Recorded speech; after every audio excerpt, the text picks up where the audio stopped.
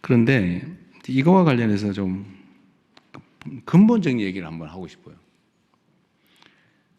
청와대의 검증에 문제가 있는 거 아니냐는 지적도 아마 하실 것 같아요.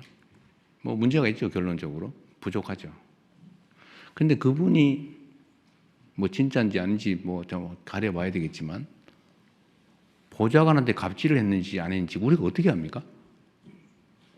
그 어디에 써놓은 게 있으면 모르겠는데, 어디 뭐 기사라도 났으면 모르겠는데.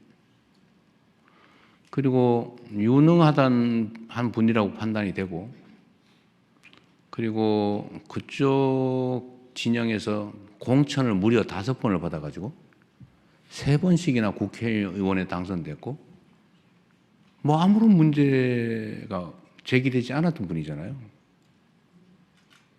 근데 자기들끼리만 알고 있는 그 정보를 가지고 마치 대부에서 나오는 배신자 처단하듯이, 그래 막 우리는 모르던 걸 막 공개를 해가면서 이렇게 공격을 하면 뭐 흠잡힐 일을 한 당사자의 잘못이기도 하겠지만 우리로서는 알기 어렵죠. 이게 정치인가 현실인가 하는 생각도 들긴 합니다. 그리고 또 반대쪽도 있어요. 아니 우리가 어떻게 만든 정권인데 그 중요한 자리를 왜 상대방한테 주는 거야?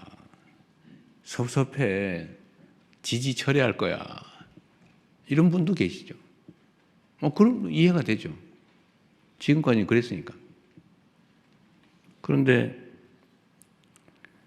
대통령은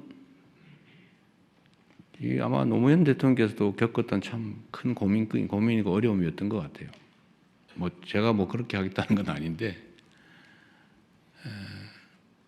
대통령은 당선될 때까지는 한쪽 진영의 대표인 게 분명한데 당선된 순간부터는 전체를 대표해야 된다. 이게 저희 확고한 생각이에요.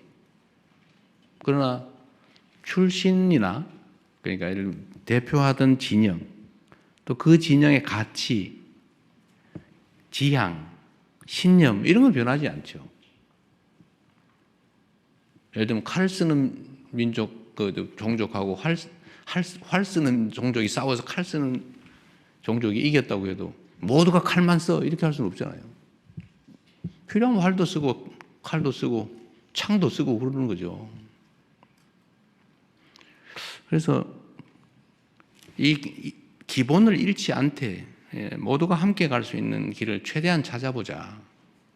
제가 뭐 강요 임명이나 뭐 우리 청와대 참모들을 꾸리는데 압도적 다수는 우리의 생각과 가치, 지향을 함께하는 같은 색깔의 같은 진영의 사람이잖아요. 근데 그렇게만 하면 어떻게 해요? 그래서 이제는 우리가 휘둘리지 않을 정도가 됐으니까 우리가 다른 의견도 좀 반영도 좀 하고, 특히 경제 분야는 소위 보수적 가치가 또 보수적 질서가 또 중요한 측면도 있고, 그래서 우리가 좀 점검을 해가면서 가자. 다양한 사람들의 목소리도 좀 듣자. 그리고 통합이라고 말만 하는데 실제로 좀 기회를 같이 조금이라도 나누어서 함께 하자. 그래서 한번 시도해 본 건데, 이제 물론 뭐 소수가 있죠. 뭐 다른 장관도 계시고, 다른 위원장도 계시고, 뭐 참모들도 있고 하긴 한데, 이번 이혜훈 장관 지명자 문제는 이렇게 극렬하게 저항에 부딪힐 줄은 몰랐습니다. 이 정도일 줄은 몰랐어요. 좀 어렵습니다. 어려운데, 하여튼 우리 국민 여러분께서도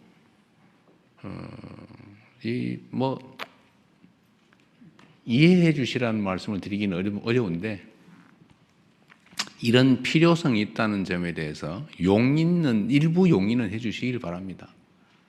우리가 편을 갈라가지고 싸우긴 했지만, 싸움은 일단 끝났고, 이제는 함께 모두를 대표하는 그런 통합된 나라로 가야 되고, 그게 대통령이 해야 될 가장 중요한 직무인데, 사실은 뭐 필요한 만큼 못하고 있다고 저는 생각합니다. 그러나 필요 최소한 나름 시도하고 있다.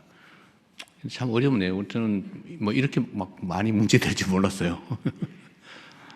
앞으로 우리가 인사를 하는데도 참고해야 될 것 같습니다. 네, 말이 길어서 미안합니다. 대신에 질문할 기회는 충분히 드리도록 하겠습니다. 네, 이제 마지막으로